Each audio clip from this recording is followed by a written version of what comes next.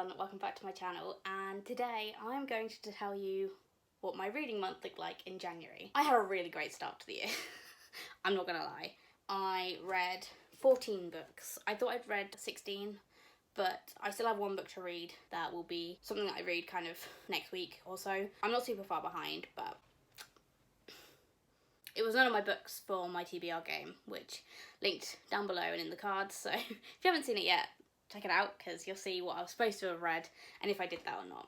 So without further ado, I'm going to do a little rundown of what I read. So first up, I read Olympus by Rachel Smythe, and this was for my first prompt of a short read. It's a graphic novel. It's pretty good. It was fun. I gave it a 4-star rating. I enjoyed it. Its art style is really unique. It is the start of a series though, so it does not suffer. I won't say suffer, but it is difficult to kind of rate the first in a series, specifically with graphic novels, because you can only set things up, and that's what this book does. It sets it up. I know volume 2 is coming out very soon. I know there's a webtoon. I would rather read it like this. I think this is fantastic. I think this book is stunning. The artwork, the colours. I love Hades and Persephone as like the Greek myth. I think they're super like interesting characters. I really like them. I like the portrayal of like in this urban modern day city with Hades being like king of the underworld and seeing him interact with his brothers. And I liked seeing Persephone being this innocent kind of childlike character who's never been able to explore on her own, and she has all these conditions from her mother, and it's like it's amazing. I really love it. I really love this. So 4 stars for Olympus. Amazing. I then read Red Tigress by Annalie Wen Zhao, and this was for my prompt retelling. I read everything out of order, but this is the Illumicray edition. I've shown this book off before, but I absolutely think it's absolutely stunning. This is a Anastasia retelling, and this is a continuation on from Blood Heir, and I really liked the character development in this. Anna is such a complex character. Like, she wants to lead this rebellion. She finds that the rebellion, you know, isn't all it's cracked up to be, and I love the kind of recovery of like the villains. I think, yeah, if you haven't read Blood Heir yet and you want a YA fantasy, this is one I would recommend, because it's dark, but it's still YA, you know? If you're not quite sure what you want out of a book, this will kind of give you all sorts. And the magic system is super cool, and what happens at the end of this book is like world breaking. So I am quite excited. And not only is this book world breaking, it also expands on the world. We go to different cities, we see different kingdoms, we see how they run. There's a very interesting character developments in this that I don't want to spoil, but it is just amazing. I think the characterizations of everyone in this is amazing. And again, this edition is stunning, so if I didn't like it, it wouldn't have mattered. I gave this one 4 stars as well. I really enjoy this series. Like, it's not anything I've seen, like, it's not brand new stuff. It's, you know, what YA stuff normally does. It's not a bad thing though, so I gave this one 4 stars. Next up, I read The Hobbit, which was a reread, an old school favourite. And I listened to the audio for this one. I listened to the Andy Serkis one. Again, I loved it. It's a 5-star read again. I can't deny it. I really love this story. I love Bilbo. I've raved about The Hobbit so often, it's getting a bit boring now. But again, these stories and these books mean a lot to me, and rereading them every year is really great. So if you're too scared of Lord of the Rings, pick up this first and you won't be. So can definitely recommend the audiobooks as well, because the audiobooks are fantastic. So next up, I went off TBR because it was the Waterstones half price sale, and I bought Clara and the Sun by Kazu Ishiguro, and this book was so beautiful. It might have surpassed Erin Morgenstern on the best standalone, my favourite standalone, because Lord of the Rings is my favourite book series of all time. The Night Circus was my favourite standalone. I do need to reread it. I haven't reread it. Hopefully I will this year. But Clara and the Sun is my favourite book of the year so far, beyond a doubt. It got 5 stars. One of the easiest 5 stars I have ever given. I fell in love with Clara. This follows a AI, a robot, and they are built as like aids for children. And Clara is a friend to, we assume, a terminally ill child. And the robots are powered by the sun, and the sun kind of rejuvenates them and gives them energy, which is fab. Like, that's something that's throughout the whole thing, and it's Clara's idea that the sun is this all-powerful being because of what it does to her and things she sees and what she thinks she sees. It's so charming. It's watching humanity through Clara's eyes, and this book kept me guessing.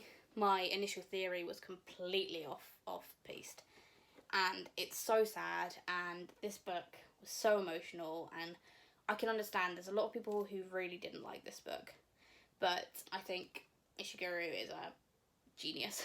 I love his writing. I will be picking up everything, like, from now on that's his. I really liked Never Let Me Go. I need to reread that again. I read it for university, so it's one of those books that I've never picked up again because university kind of ruined him for me. But I'm going to try it again because this was beautiful. Absolutely stunning. And again, I would definitely pick this up if you like sci-fi. You have to kind of read through and, like, read between the lines to understand what's happening. But that's kind of what I loved about it, to be honest. I love that it's not a clean-cut story. It's not, things aren't black and white. Things aren't intrinsically wrong or just automatically right. And because of that, it is beautiful. Absolutely beautiful writing style. Amazing. I cannot shout about this book enough. I probably can, and people are probably going to get bored of this, but I will push this on nearly everyone. Next up, I like to listen to audiobooks at work, so I'm off TBR, but oh well. Late last year, I read The Bridge Kingdom by Danielle L. Jensen. And so this year, obviously book 2 is part of the Audible, like, monthly thing, because I have that. I don't really know what it is. Audible Unlimited, I think it's called. I'm not sure. But they have The Bridge Kingdom on there. So I read book 2 in that, which is The Traitor Queen. And this is so typical YA, it almost hurts. But it's a fun time, you know? I can't complain too much. So it's almost like you know what's going to happen. You've got these, it wasn't enemies to lovers in the first one, and it's a continuation of that, and it's like the struggles between the two main characters are so ridiculous half the time. I'm just like, and then by the end of it they don't even care. I don't know. I gave it 3 stars. It's a typical YA. It's a fun time if you want to listen to it. Like, it's fun. I think The Bridge Kingdom was better as a story, but that's because it's true enemies to lovers. And I kind of love that trope. So if you want to read something that's fun, quick, you don't have to use too much brain power to enjoy, Bridge Kingdom might be the good series for you. So next up, I read for the Skullduggery Dead Famous Read Along. I read Midnight, which is book 11 in the Skullduggery Pleasant series, and I really enjoyed this one. After book 10, which was a little bit disappointing, I really enjoyed Midnight. I loved it. Like, there were things that happened that I was right about, and I seriously, yeah, one of the better books in the Skullduggery Pleasant series. It got 4 stars. It's a fun detective middle grade. If you don't know what Skullduggery Pleasant is about, go read it. I'm not going to spoil it for you. Like, it's 14 books long. Well, it's going to be more. Derek Landy is writing book 15, and yeah, go read it. I'm not going to talk about it here because it's book 11. But it was great. It was 4 stars. Fun times, as always, with Skullduggery. Then I listened to another audiobook at work, and I buddy read this with Danny, because Danny, Across the Green Grass Fields by Shauna Maguire. This was for my buddy read prompt from my TBR game, and I enjoyed this one. It was good. I didn't like it as much as the other Wayward Children series to begin with, but after the reread I do feel a little bit differently. I really liked Reagan as the main character, and I liked that it's looking at LGBTQ+, with the fact that Reagan is intersex, and she doesn't grow up the same way as other girls, but she is still decidedly female. And it's the struggle before she goes through her door that I really enjoy. I loved her going through the door. I loved the centaurs. I think you'll enjoy it more if you grew up around horses, if you like unicorns, if you like centaurs. Like, if you like that kind of thing, you're probably going to love this book. Like, it's set in the Hooflands. So, yeah, the character struggles, as always, with Shauna Maguire is in the forefront. And it's all about, you know, being you and being okay to be you. So I really very much enjoyed Across the Green Grass Field. I gave it 4.5 stars, which I think is right. I think that is exactly where I would put it.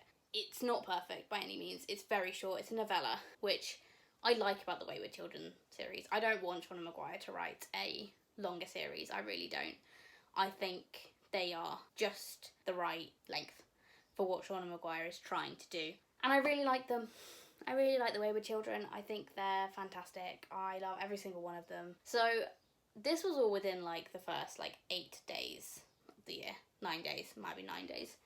So I was like way ahead. I was steaming ahead, and I needed something to slow me the fuck down because I was about to finish my entire January TBR and then have nothing to read. So off TBR I went, you know, strolling along trying to think, oh, what shall I read? What do I want? And then I didn't realise that House of Sky and Breath was coming out in February. How did I miss that? I don't know. But I have had Crescent City, House of Earth and Blood on my shelves since December 2020. This was gifted to me by Milan for my birthday, and I hadn't read it, but this cover is stunning. It's beautiful. Finally read it. I gave it 4.5 stars, which I tell you now is the biggest shock of this year so far, because I did not think I would enjoy this at all. Lots of people I spoke to said the first half is really slow, and it is slow. But when things start to happen, it goes from 0 to 100 real fast. And I loved it. I loved Bryce. I loved Hunt. There was a plot twist that had me audibly shocked. I cried. I laughed. I really liked Danica. I think it's a shame we're not going to see more of her. I loved it. I loved it. I loved it so much. I loved it. I think Crescent City is such an interesting world to kind of explore. I can't wait to explore more of it, I'm going to be honest. And I can't wait until the next book comes out, which hopefully I will be reading in February. But yes, House of Earth and Blood, first adult fiction by Sarah J Maas. Can't recommend it enough. Loved it. So while I was reading House of Earth and Blood, I also wanted to listen to stuff while I was working. So Where the Drowned Girls Go by Sean Maguire, which is, you know, another Wayward Children book, came out in January. And this was on Scribd. And oh my gosh, this book was so good. It was exploring a different side to the Wayward Children, which is normally held at Eleanor West's home for Wayward Children, hence the title. It is set about like trying to get back to the doors, trying to hold on to those memories.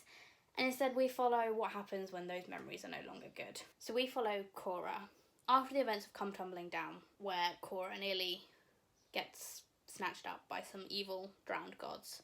She feels like water is not the same, and it's all about the trauma that has caused, and the fear, and like how even going into the shower is like triggering. And she asks Eleanor to be transferred to their other school that we've heard bits and pieces about, mostly in reference to children that Eleanor has failed to kind of get to first, or who Eleanor feels she has personally failed because she hasn't been able to help them find peace with the fact that they went to another world, another universe. And this place is called Whitehorn Institute, and it's very different to Eleanor's home. It's a lot more rigid and more strict on rules and what you can and cannot talk about. And we do get the return of Reagan, which made me very happy. And I really liked this book. I liked the character development of Cora. I liked that, like, there was discussion of trauma. And that is kind of what I loved about it. And again, Sean Maguire really talks about those issues quite seriously, but also in a fantastical way. And you have Cora's friends, you know, Christopher and Kane, coming together. But you have all of them come together to try and, you know, bring Cora home. And that in itself is really charming as well. So all in all, that one got a 4.5 stars, and I would definitely say pick it up if you haven't, because it's amazing. So of course those are quite short. So then I moved on to The Gospel of Loki by Joanne M. Harris. I really have liked like Rune Marks by Joanne M. Harris, which is the Norse retelling, like Odin, and like follows this girl through this village. I haven't read it in a long time, but I remember really enjoying the Norse mythology. And this is all about Loki, the Loki character that does appear in Rune Marks. But it's Loki telling his story. And I'm not gonna lie, I did not like this book. I gave it 3 stars. I didn't like it. I didn't enjoy it. I thought the voice of Loki wasn't great. I didn't enjoy how smarmy Loki was, to be honest. I liked the kind of retelling of his adventures and how he got into Odin's good books, and I enjoyed it to a point, but I wouldn't recommend reading it. Like, it was fine. Like, it was okay. I just didn't really enjoy myself all that much. Like, it's probably lucky that it got 3 stars, because I do like Joanne Harris's writing style. Again, when I finished that, I picked up another audiobook, and I was looking on Scribd. I was like, what do I want to listen to? And I had saved Over the Woodward Wall by Shauna Maguire's pen name. It's up on the screen. I can't remember it. But I knew of this book. I haven't read Middle Game yet, and I know that Over the Woodward Wall and the pen name is part of that. And I do want to read Middle Game at some point. Don't know when. And I'm going to be honest, I don't remember anything that happened in this book. It was while I was working. I am not that good at retaining most audiobooks I listen to. There are some that I do retain quite a lot from, but if I'm not that into it, it's very unlikely that I'm going to remember a decent amount of plot point for. But I just remember not caring all that much. It's an interesting story. It's 2 kids trying to get home, I believe. It was okay. I think I gave it 3 stars. I liked it more than Gospel of Loki, but that wasn't difficult to beat, so. Still off TBR, because why not? I picked up another physical book, and I picked up Perky Nessie by Susanna Clarke. I was a bit dubious about this book because, you know, it was the Women Prize of Fiction as this horrific sticker that is not a sticker likes to remind me, like, publishing. Why? This is a horrendous colour to put in. But I was dubious, mostly because prize-winning books I generally don't enjoy that much. But this one was fabulous. I loved Perky Nessie. I loved the story. I loved that it was like another world. I loved that it was like we were reading his journals, this main character, Perky Nessie. And I loved his wonder at the world around him and the kind of the clues that solve the mystery that is just sprinkled throughout about like where this place is and, you know, who certain people and certain characters are. And I'm not sure why they chose Pan as the cover art, because there are other images within this book that I actually think is more relevant to the plot.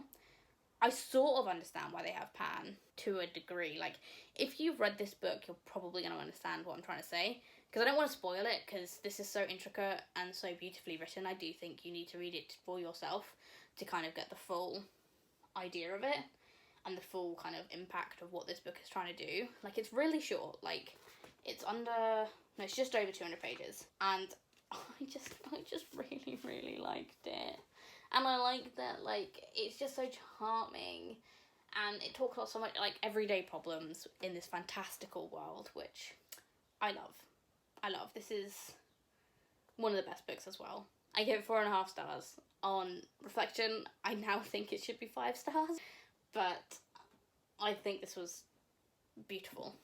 Absolutely beautiful. And again, this cover, other than this disgusting thing, is beautiful. So if you haven't picked this up and you're wanting to, because you're curious, do.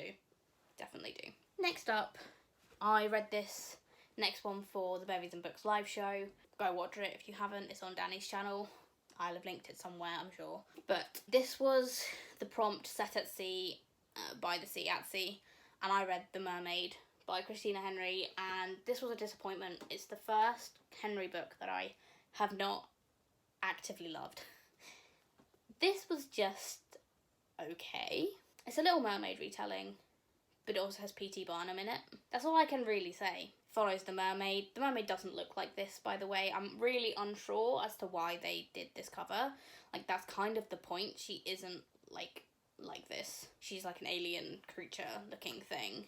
Not beautiful. Like, that's kind of the point. So I'm really confused as to why they used this cover image. It's just not correct.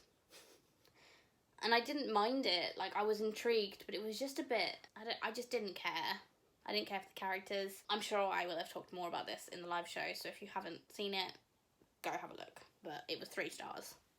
It was fine, I guess. Lastly, I read The 10,000 Doors of January by Alexi Harrow, and I read this for the farm setting or country setting. This is set in like a sprawling countryside manor in Vermont, I want to say. And January Sculler is a young mixed race child who is set in like the 1900s, somewhere in the past. And she and her father are living with a rich, wealthy man, Mr. Locke. And I have been really into Lock and Key recently, and obviously that is a lot to do with doors and lots to do with like these keys that open into like magic fantasy worlds and like has different like powers and stuff. I've really enjoyed the Netflix series. I can't wait to pick up the comics, like graphic novels even. I'm really excited. But this gave me Lock and Key vibes. It also gave me Wayward Children vibes. I really liked the characters of, I love January. I really like Mr. Locke as well, actually, because he's an interesting character. I really like this one. I like Jane as well. Jane's a good one. And her dog, Sinbad, just has my entire heart and soul and needs to be protected at all costs. And this book made me emotional. I loved it, though. I really like January. I think as a female character, as a female protagonist, she was amazing. For a portal fantasy, it's really good as well. It's a lot of fun. It's a quick read. It's a floppy paperback. I would definitely pick this one up if you haven't.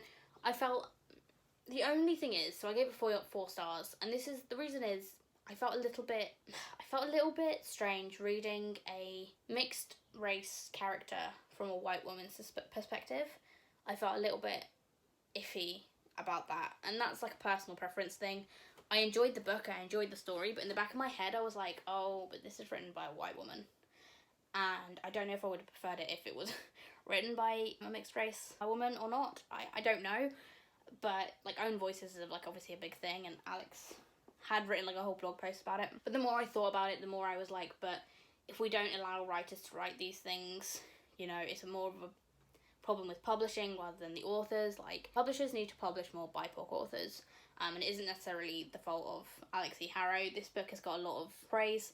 So, I mean, I don't know, that's just my perspective, and I am obviously a white female, so you can take what I say with a pinch of salt. But it was the only thing that kind of dropped the rating a little bit. And there were certain bits that I just didn't care for. But I enjoyed the story overall. I liked how things in the beginning, I was like, that was the other thing. The beginning, I was like, when's the story going to happen, though? Like, it took a good 150 pages for anything to actually start making sense. But the actual payoff towards the end, like, it's well worth it, you know? Like, that's something that I really appreciated, that the payoff was actually worth it. So, yeah. All in all, 4 stars. Great reading month. Only my lowest rating this month was 3 stars. Worst book of all this month was The Gospel of Loki. But, yeah, I read 14 books, and yeah, that was a lot. That was a lot. But we'll see what February brings, shall we? And I hope you all enjoyed that. I hope you had a good reading month yourself. And if you did, tell me. If you read any of the same books as I did, let me know what you thought of them in the comments down below. And I hope you have a lovely rest of your day. Bye, guys.